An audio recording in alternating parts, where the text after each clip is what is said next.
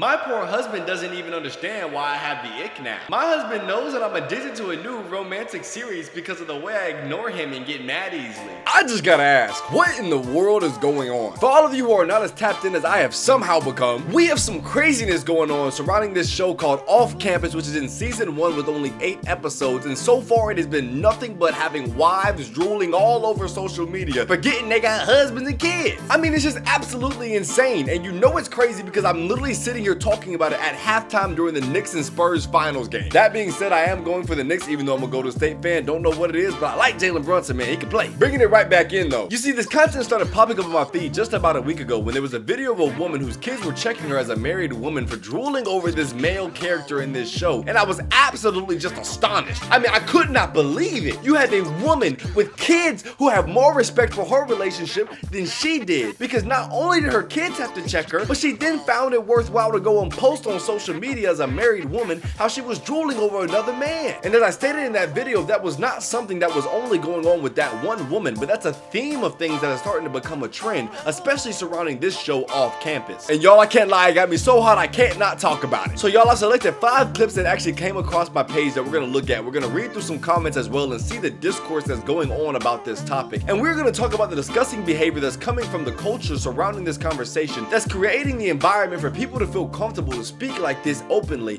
and feel supported in these lustful thoughts and these adulterous ways that are becoming a part of our culture today, in a world where we don't believe that what we see with our eyes is actually an issue with our hearts. Let's hop in. We're here with the first clip of the day. What are you watching? Nothing. It's one of those like trash shows. You'll absolutely hate it. Sure. Yeah, no, you'll hate it. You'll hate it.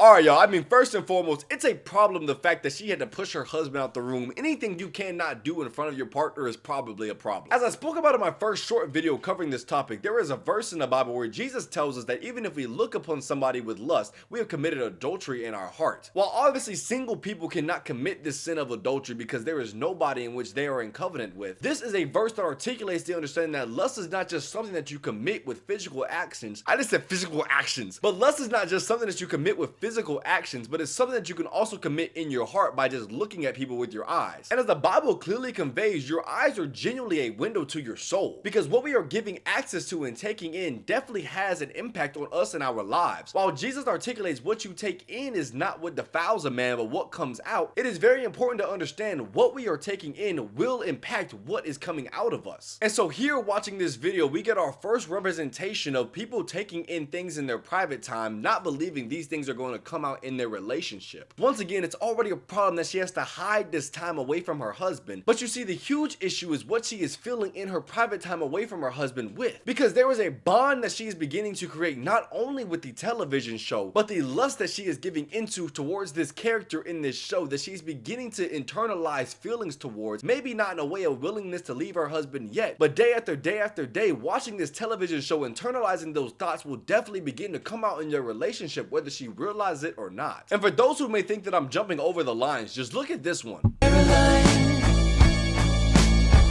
Just trust me, you'll be fine. I mean, y'all, seriously, how much more can I say? We have a wife and mother asking how is she supposed to return back to her normal duties when she has created a fantasy in her mind looking at the life of these people in the television show who get to interact with this male character and the type of lives that these people are living. This woman has begun to create a private fantasy away from her reality of a partner and the children that she has in life, and she's beginning to internalize those emotions that is making it difficult to truly accept and enjoy the reality that she has for herself. And for all of those who will say this is just a joke, what I will ask you is, what is there to joke about when you have found someone and you have found yourself on a need to this person, because this is someone that you've decided I want to marry, and so you selected them out of all the other options in the world and all the other people you've interacted with. You have chose to go out and buy a ring for this person. You have said and you've stood before God and said, this is the person I want to marry and the person I want for an eternity. And now in your private life,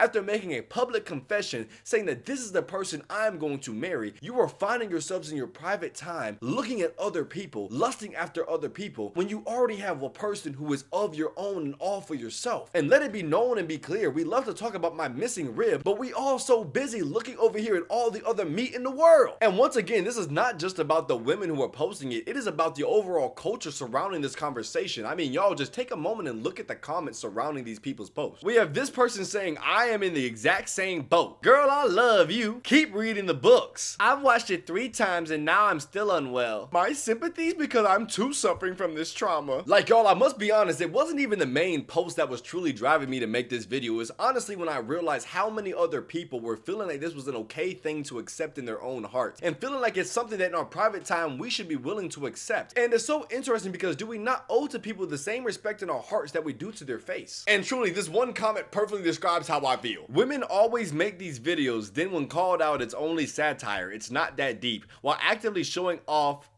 whatever this thing says at their relationship. Now, I'm very sure that person meant to type the word regret, but what they said still stands. Because you see, what these people aren't thinking about is how these posts actually reflect on their relationship. And while at the end of the day, they are 100% right to feel that we have no bearing on them and their relationship and reality of what's going on, at the end of the day, how you reflect your relationship is very important. Because at the same time, there are people who are going to look at you and your partner, and we only see and we can only feel based off what you present. And when you present that you are still looking off for a fantasy, when you have found yourself a reality with this person, we begin to look at you and your relationship and say they might have problems. And you can't blame anybody for assuming you're not happy when that's all you portrayed.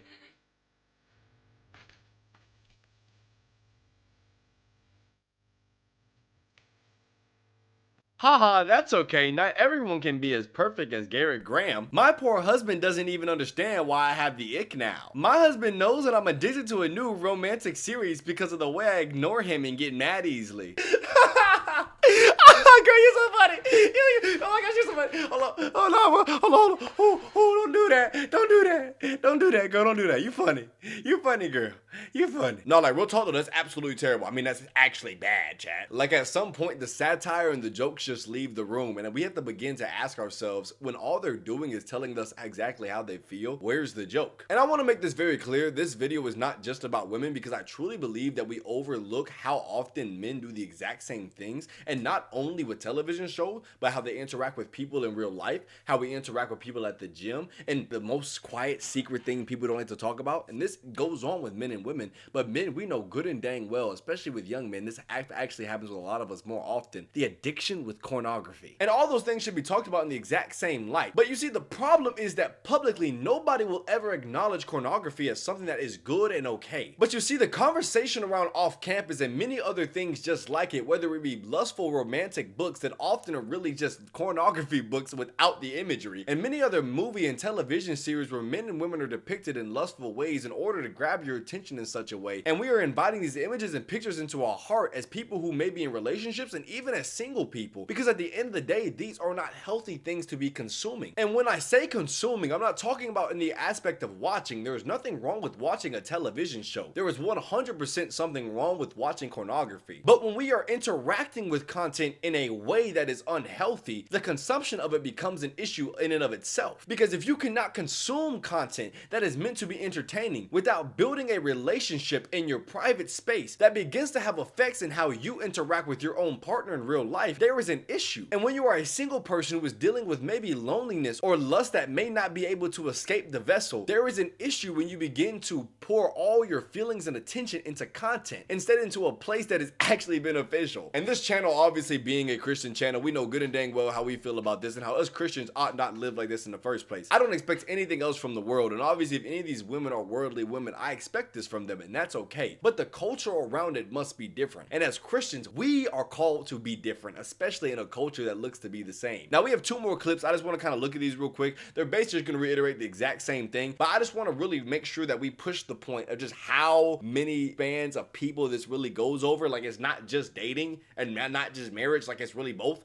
And at the same time, it's an issue because, like, why in the world are we normalizing this? You know what I'm saying? That's what I'm trying to figure out. Like, why is it normal though, chat? I don't get it.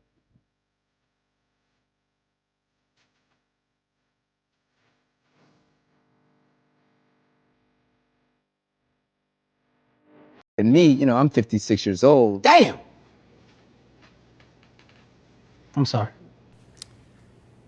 I'm sorry. And so y'all, as we wrap up, the point is very clear. There is nothing inherently wrong with off campus, and there truly is nothing wrong with women and men who decide to watch television shows and things that they find entertaining and they enjoy. But there becomes a problem when we start to create a private space away from our partner that they cannot enter. A place, a fantasy where our reality is skewed, and truly we are beginning to find an escape from our reality because we might find that there is a better place for us in our hearts that then causes us to interact with our reality in a valid and different way, and there becomes a crossover effect where what we've done in our private time begins to push over into our time with our partner, because the way that the content has affected our hearts and the way that we are viewing it and feeling and internalizing the things that we are looking at begins to become immoral. And as men and women who have made a vow before God, giving one another to each other and becoming one, it is very important that we are not only being respectful to each other's faces, but also being respectful with our own heart and being careful with what we are internalizing and allowing to become real to ourselves. Because there is an issue when we begin to find more enjoyment in fantasy than the reality we've decided to create with someone else. And at the end of the day, married, single, dating, whatever, when Jesus says even if you look upon a woman with lust, you've committed adultery in your heart, that was not just a good opinion,